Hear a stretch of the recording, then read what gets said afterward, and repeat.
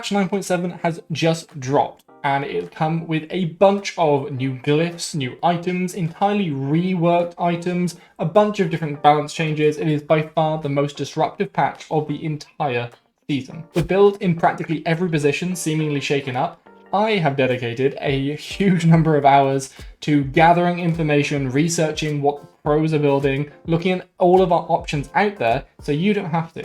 So without further ado, here are the meta builds for patch 9.7, otherwise known as the mid-season patch, or if they aren't meta, they're at least extremely solid builds that will see you through the patch. Just remember that with so many unique gods, and from that, so many different unique compositions, both yours and your enemies, no one build is going to see you through every single game. So you're going to have to adapt on the fly to what you're seeing out there, to new theories that are coming about, but this should be a great foundation for you to get started. So let's go. The biggest change coming to support this patch is that you can finish your starter item at level 15. That is pretty incredible, and you'll be typically looking to upgrade your starter after just 2 or 3 finished items. With many games not seeing you reach full build, the important parts of the support build are the starter, Gauntlet of Thebes, and Spirit Robe.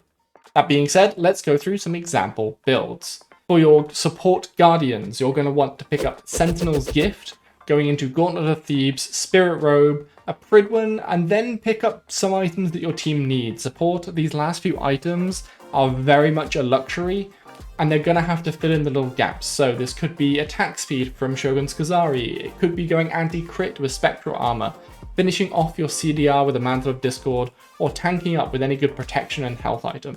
There are so many choices here, but you'll likely never get to see them too often. For your Mage supports, which are a bit of a new thing, I mean, they've been around for a while, but they are seeing a lot more prevalence here in 9.7, you have a Lono's Mask to start, going into Gauntlet of Thebes and Spirit Robe, then a Mantle of Discord, Pridwin, and finishing things off with an Ethereal Staff. For your ADC supports, you want Animosity, Gauntlet of Thebes, Ichabod, Spirit Robe, the new Heavy Executioner, and then finishing off with a Shogun's Kazari. The Heavy Executioner is the first of the new glyphs that we get to take a look at. The Heavy Executioner will allow your basic attacks against enemies to reduce that target's protection by 17.5% for 3 seconds, for a maximum of 2 stacks. But it does also cap your attack speed at a maximum of 1.75. This is terrible on traditional ADCs, as you always want more attack speed than the new 1.75 cap, but for support or solo laners, 1.75 attack speed is just fine.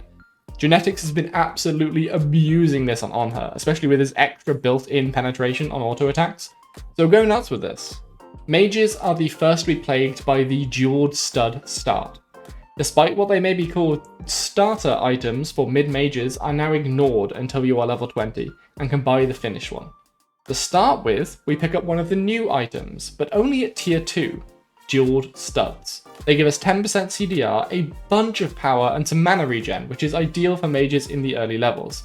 It eventually upgrades into Sphinx's Baubles, the new 60% max CDR item that reduces your damage, so we're never going to upgrade it because we really don't want to be dealing less damage. The typical build I've been seeing from pros such as Venenu is to start with Jeweled Studs to get that 10% CDR and power for just 1000 gold, then go into Warlock Staff and start stacking it, Soul Gem for the crazy heal proc, the new Staff of Meriden, which basically you use your ultimate to gain a short window of incredible damage afterwards, then going into a Soul Reaver for that percent health damage, and then sell your Jewel Studs for your percent pen, either an Obsidian Shard, which is what I see most people going towards, or the Karen's Coin. As soon as you can, also buy your level 20 starter item, Bumba's Hammer. It actually just got a buff, it has more power on it, which makes it a nearly must buy for mages. If you aren't aware of how it works, after you use an ability, your next basic attack deals extra damage, heals you, and reduces your non-ultimate cooldowns by 1 second. So we can get off even more of our abilities, especially with things like Staff of Meriden, where we have this small window to do an exceptional amount of damage. The little cooldown resets you're getting from Bumba's Hammer can really let you carry a team fight later on in the game. Other options for mid are going to be the Mage Hunters. These are your Ulls, Neaths, or whatever you're building with a Bluestone Pendant, going into Transcendence and stacking that up. Then Jotun's Wrath, building into either of the glyphs. I've seen both being used quite a lot. Then a Crusher if you can, or a Brawler's Beat Stick if you need it against the healing of the enemy team, a Titan's Bane for your percentage pen, and a Heartseeker for the late game percentage health damage. This build hasn't really changed much from the previous patch, it's kind of what we're all used to, although Jotun's Wrath does now have another option as far as its glyph goes.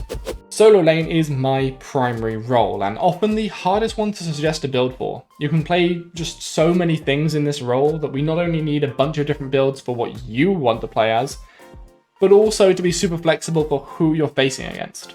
So just remember, if you're taking these builds into Conquest, take note of who you're playing against in your lane. If it is a physical god, buy physical protections first. If it's a magical god, buy magical protections first.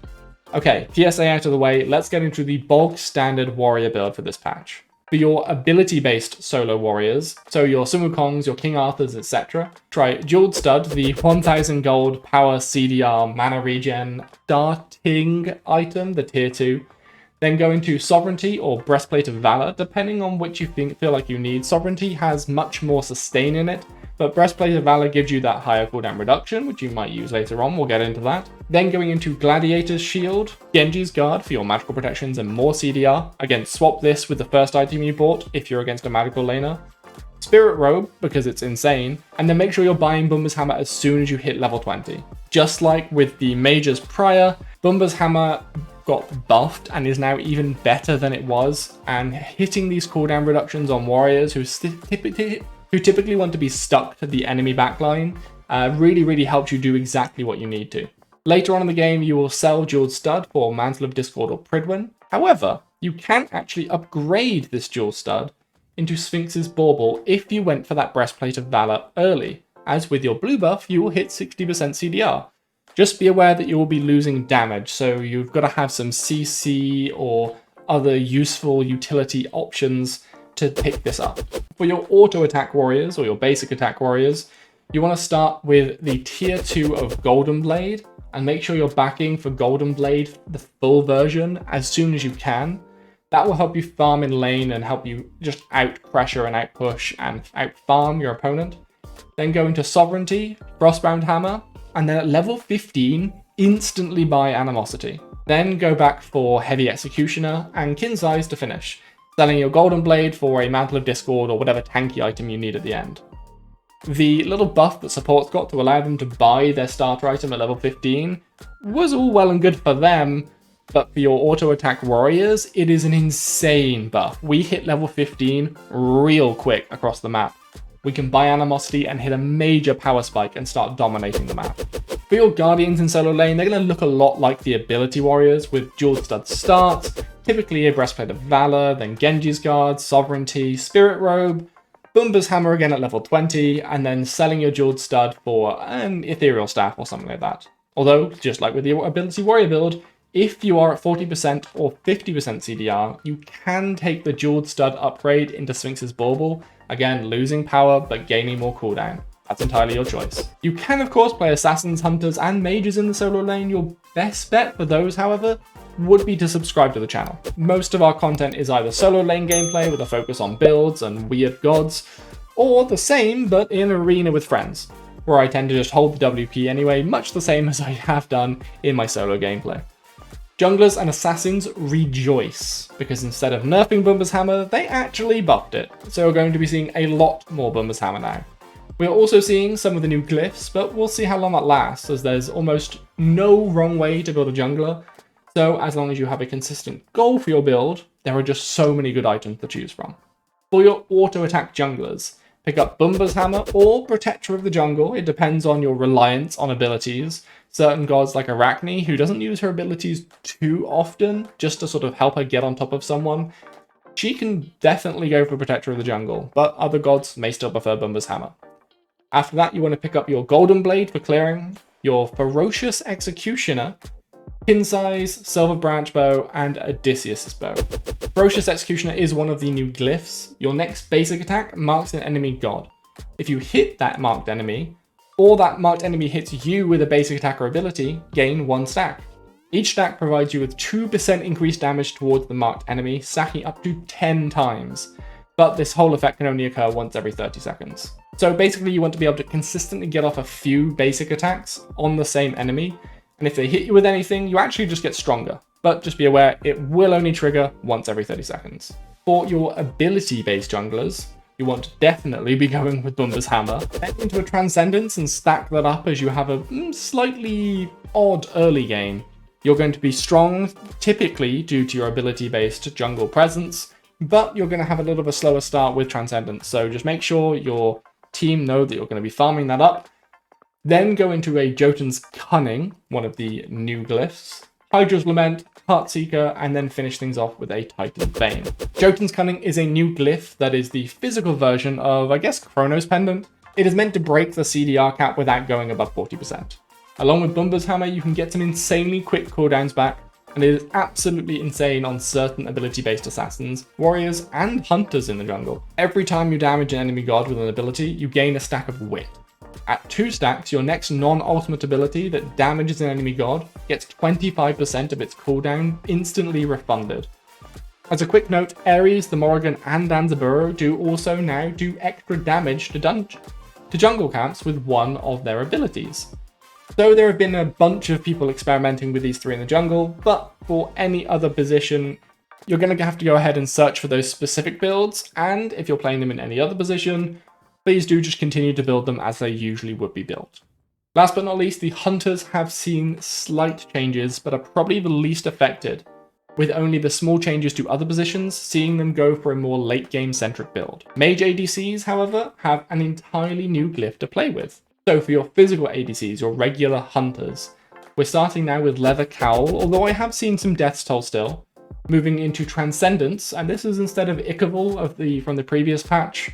This, I didn't necessarily see where it initially came from, but Zapman himself is the person who I sort of first saw this from, and he cleverly points out that you're just selling Ichaival later anyway, and we might as well get a higher impact item for the same effect. We want an item that gives us power early on.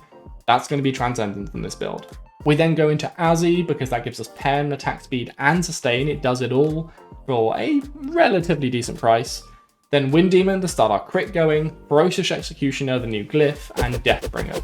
As a quick reminder, Ferocious Executioner, the new glyph, is the one that puts a little mark on the enemy, and every time you hit them or they hit you for the next few seconds, you deal increased percentage damage to them. So pick your target and take them down. Moving on to the Mage ADCs, Death's Toll is still a decent option to start with, although you can skip it and go with the Bumba's Hammer much later. Then you want to get Nimble Bancroft's Talon pretty early on, the new glyph, and then Hasten Ring, Demonic Grip, Typhon's Fang, and finish things off with a Rod of Tahuti if you have the space. Nimble Bancroft's Talon is the last of the new glyphs we see being used regularly. It is basically Nimble Rod of Tahuti from the last patch, but on a great lifesteal item for Mage ADCs, which is perfect. For every 40 magical power you have, you gain 2% attack speed from the Nimble glyph, and Bancroft's Talon gives you extra lifesteal and power based on the missing health that you have. A wonderful yet deadly combo. Let me know if this patch build breakdown was helpful. If there is some genuine interest, I'll make sure I do more of these for future patches. Ciao.